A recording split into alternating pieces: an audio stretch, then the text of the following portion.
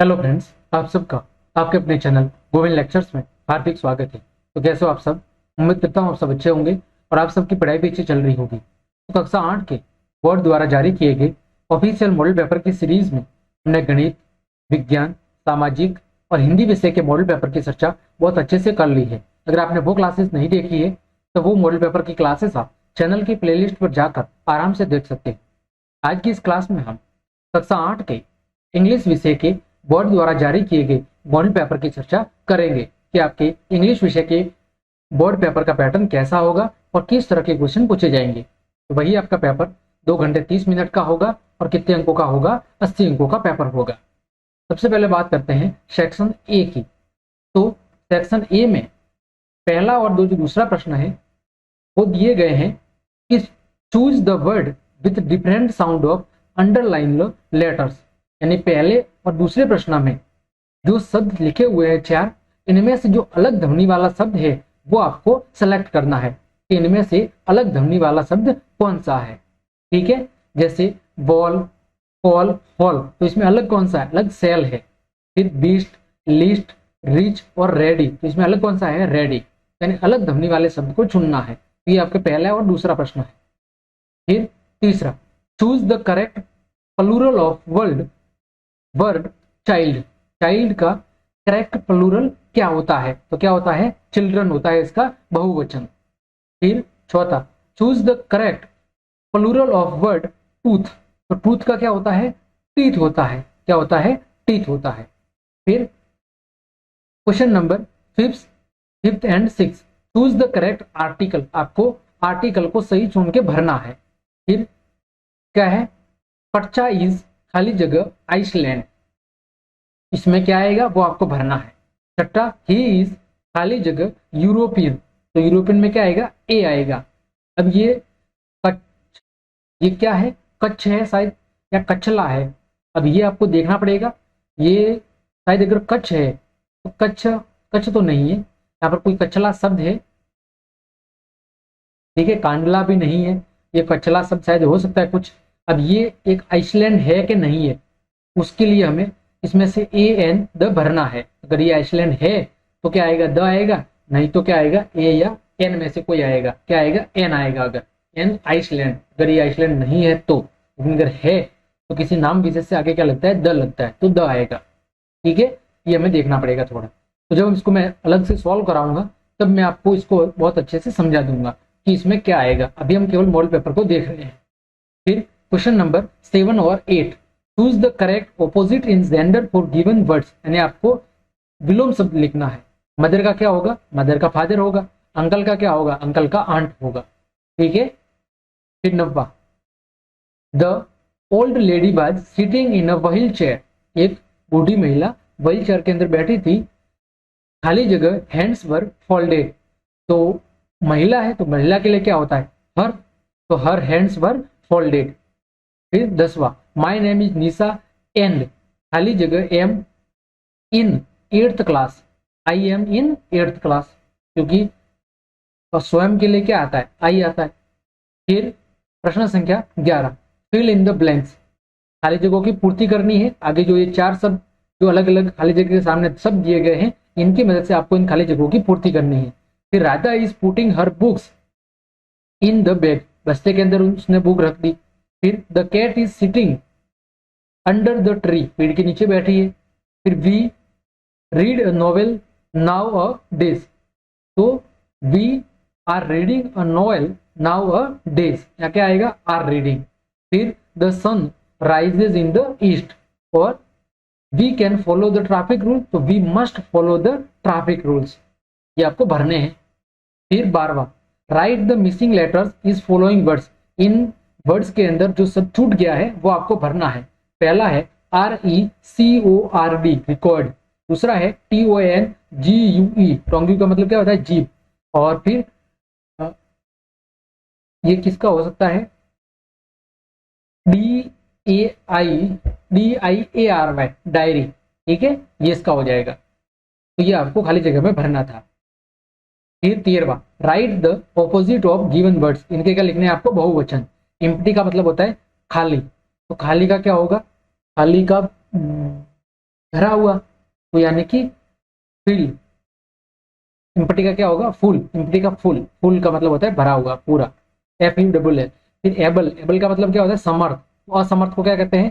Disable. फिर एक clean, clean का साफ सुथरा, साफ सुथरे को, गंदा को क्या कहेंगे? डर्टी। तो ये इसके बहुवचन हो जाएंगे। फिर 14वां, rearrange the words to make a meaningful sentence, यानी कि आपको इन शब्दों का उपयोग करते हुए एक अर्थपूर्ण वाक्य बनाना है। क्या होगा देखो, Jaipur is the capital of Rajasthan, तो जयपुर 1 नंबर पे, फिर ये 2 नंबर पे, ये 3 और ये 4 नंबर पे। ठीक है। फिर दूसरा कथन है, mister Sharma is our, mister Sharma is our class teacher. ये आपको क्रम में जमा के लिखने हैं। ठीक है। फिर 15वां, write one word for given sentences. A person who makes wooden things, जो लकड़े की चीजें बनाते हैं उसे क्या बोलते हैं? उसे कारपेंटर बोलते हैं। क्या बोलते हैं? कारपेंटर। फिर someone who flies aeroplane, aeroplane जो उड़ाते हैं उसको क्या बोलते हैं? उसको पायलट बोलते हैं। ठीक है। PILOT, कारपेंटर और पायलट। फिर match the following sentences according to the time of events, यानी कि जो कहानी है, ये कहानी यहाँ पर दी हुई है एक कौवा और लोमड़ी वाली, कि जब कुएं के मुंह में रोटी होती है और लोमड़ी फिर उसकी प्रशंसा करती है और कौवा गीत गाने लगता है और उसके मुंह से रोटी गिर जाती है और लोमड़ी लेके भाग जाती है। तो उस कहानी में जिस तरह घटना हुई है, उस घटना के आधार पर आपको सही क्रम में जमाना है कि पहले क्या घटना हुई, फिर क्या हुआ, फिर क्या हुआ, उसके आधार पर। तो देखो, एक समय की बात है, एक समय एक क्रो था, ये पहला कथन होगा। फिर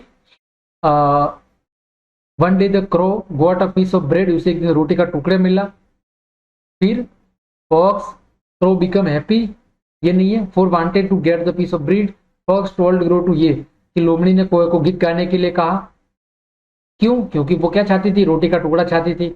फिर क्रो हैप्पी हो गया और गाने लग गया। तो इस क्रम में आपको जमाना है। 1 नंबर पे ये वाला कथन, 2 नंबर पे ये, 3 नंबर पे ये, 4 नंबर पे ये और 5 नंबर पे ये आपका खंड ए था। अब बात करें सेक्शन बी की, खंड बी की। इसमें क्या हुआ है? Read the passage carefully and answer the questions given below, यानी इस पैसेज को पढ़कर इस पर आधारित जो प्रश्न पूछे गए हैं, इन प्रश्नों के जवाब देने हैं। ठीक है। पहला है, where did Bipin Babu go on every Monday, यानी प्रत्येक सोमवार को बिपिन बाबू कहां पर जाते थे, वो आपको बताना है। ठीक है। तो प्रत्येक सोमवार को कहां जाते थे? वो शायद मार्केट जाते थे, है ना, किताबों को खरीदने के लिए। तो ये लिखना है, न्यू मार्केट में जाते थे, किसके लिए? किताबों को खरीदने के लिए। फिर why did Bipin Babu go in new market, तो क्यों जाते थे? तो किताबों को खरीदने के लिए जाते थे। और यहाँ पर लिखा हुआ है कहाँ जाते थे, तो कहाँ जाते थे तो कहोगे मार्केट जाते थे। यहाँ पर पूछा है क्यों, क्यों जाते थे? तो किताब खरीदने के लिए जाते थे, टू बाय बुक्स। फिर was Bipin Babu a good mixer, बोला है कि बिपिन बाबू क्या गुड मिक्सर के, यानी मिलनसार स्वभाव के थे या नहीं थे? तो वो मिलनसार स्वभाव के नहीं थे। देखो लिखा हुआ है ही लिव्ड अलोन, वो अकेले रहते थे। Was not a good mixer, उनके केवल कुछ ही फ्रेंड्स थे और वो उनके साथ ही कभी कभार बातें कर लिया करते थे। फिर वाज, ये हो गया, was Bipin Babu a good mixer. फिर चौथा, which type of books Bipin Babu not like, किस तरह की बुक जो बिपिन बाबू है वो पसंद नहीं करते थे? देखो, वो क्राइम स्टोरीज पसंद करते थे, गोस्ट स्टोरीज और थ्रिलर्स, वो लव स्टोरी पसंद नहीं करते थे। ठीक है। फिर इसी पर आधारित, टीक opposite word of enemy, enemy का मतलब होता है शत्रु, तो उसका विलोम शब्द क्या होगा? अपोजिट होगा फ्रेंड। फिर राइट ट्रू और फॉल्स, बिपिन बाबू लिव्ड अलोन, तो ये हो जाएगा ट्रू, वो अकेले रहते थे, सही बात है। बिपिन बाबू है फ्यू फ्रेंड्स, यस, उसके कुछ ही फ्रेंड्स क्या थे? कुछ ही फ्रेंड्स थे, तो दोनों ट्रू वाक्य थे। फिर 18वां प्रश्न, read the following poetry part carefully and answer the following questions. ये पोएट्री दी हुई है, आपकी किताब की कोई पोएट्री होगी, यहां तक है, और इस पर आधारित जो प्रश्न पूछे गए हैं वो आपको उनके जवाब देने हैं। तो ये पोएट्री आप अपनी किताब में देख लेना कौन से चैप्टर से पूछी गई है, और उस पर आधारित ये जो प्रश्न पूछे गए हैं वो आपको बताने हैं। Who was accustomed to sing, who was accustomed to sing, इसका जवाब क्या होगा? तो ये हो जाएगा a silly young cricket, a silly young cricket एक्मोस्ड टू सिंग, इसका जवाब पहली लाइन में लिखा हुआ है। फिर when did cricket begin to complain, when did cricket began to complete. तो कब वो कंप्लेन करते थे? ये समर एंड स्प्रिंग मौसम में, through the warm Sunny month of ये समर एंड स्प्रिंग, यानी गर्मियों के दिनों में वो शिकायत करते थे। फिर सी है the young cricketer was brave, clever, silly और ऑनेस्ट, तो सीली। फिर the ground was covered with, इससे ढक जाता था ग्राउंड, तो not a flower could see, यहां पर लिखा होगा दी पे, किससे? पत्तियों से, यहां पर पत्तियां तो नहीं है तो फ्लोवर्स, ठीक है, फ्लोवर से क्या हो जाता था? ढक जाता था। फिर राइट ट्रू और फॉल्स, इसमें से सही और गलत कौन सा है वो आपको बताना है। The cupboard was empty, winter season was coming, there were leaves on tree, इनमें से जो सही है वो आपको बताना है। The cupboard was empty, तो the cupboard was empty सही बात है, विंटर वॉज कम, ये दोनों कथन सही है, और तीसरा वाला गलत है। ये दोनों सही है, तीसरा गलत है, ये दोनों सही है, ठीक है। यानी इस पोइट्री को पढ़ के आपको जवाब देने हैं, सीधी सी बात है। फिर प्रश्न संख्या 19, read the following passage carefully and answer the questions given below. इस पैसेज को आपको अच्छे से पढ़ना है, ये आपकी बुक के बाहर का हो सकता है, तो इस पर आधारित प्रश्नों के जवाब देने हैं। फिर what is the most burning problem nowadays, इन दिनों सबसे अधिक समस्या क्या है? तो पॉल्यूशन, ठीक है, इसका जवाब क्या हो जाएगा? Pollution is the most burning problem nowadays. फिर write the cause of air pollution, यानी वायु प्रदूषण के कारण बताने हैं, तो क्या कारण है वो आपको बताने हैं। तो देखो क्या कारण है, यहाँ पर air pollution is mostly caused by smoke coming out of chimney, यानी चिमनियों से निकलने वाले धुएं, फैक्ट्रियों, मिल्क वर्कशॉप आदि से निकलने वाला जो जहरीला धुआं है, उनके कारण वायु प्रदूषण हो रहा है। फिर वाई वाज इन्वायरमेंट पॉल्यूटेड, यानी कि वातावरण प्रदूषित क्यों हो रहा है, तो उसके कारण भी ये कि यही है, ठीक है। फिर which of the following is not a type of pollution? Air pollution, water pollution, noise pollution, food pollution, तो फूड पॉल्यूशन प्रदूषण का प्रकार नहीं है। फिर राइट ट्रू और false, pollution is a burning problem, burning burning नहीं है शायद, ये क्या है? बर्निंग है, ठीक है, तो ये गलत है। फिर air pollution Qs head disease, क्या जो वायु प्रदूषण है उसके कारण क्या होता है? हेड डिजीज होता है, तो सही बात है, तीव्र दर्द से सीमा जो हमारा मस्तिष्क है उससे रिलेटेड बीमारियां हो सकती है, तो ये कथन सही है।